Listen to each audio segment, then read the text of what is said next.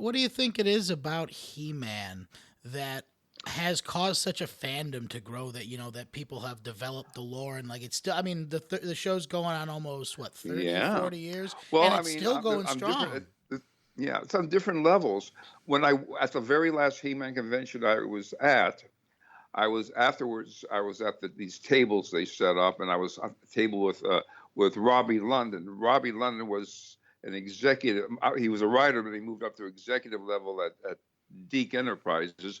When he was at He-Man, when he was at Filmation, he created the Orko character, for example. Okay. So we're sitting at this table. By the way, the people when they go to these conventions, they don't care about the writers. They wanted the autographs from the voice director, the actresses and the Right, actors right, right. and the artists. The writers are sort of like what do we write? And even my family keeps thinking I sort of like transcribed after the show was shot, and no one understands the writers always came first on He-Man, but at these conventions we're pretty much ignored. But those who do understand the writers' role in He-Man, uh, signing autographs or whatever, talk, and people would come up to us and we look at each other and said, "Oh, here's another one," and there'd be like tears in their eyes. There was one person, I believe this conversation I had with this guy.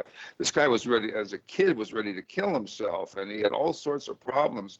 And He-Man, he said, "You saved my life, you with your Orko." And they would come home from school or from an abusive parental relationship, or just plain teenage and kid angst, what kids go through that we don't realize how torturous it can be a kid. Oh yeah. And they say He-Man was their friend.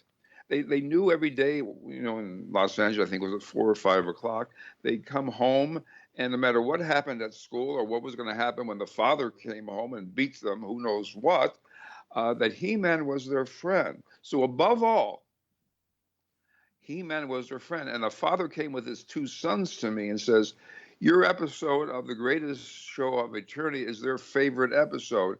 And the kids, and it was the show that was hated by serious He-Man followers, 20 years later, not 40 yet.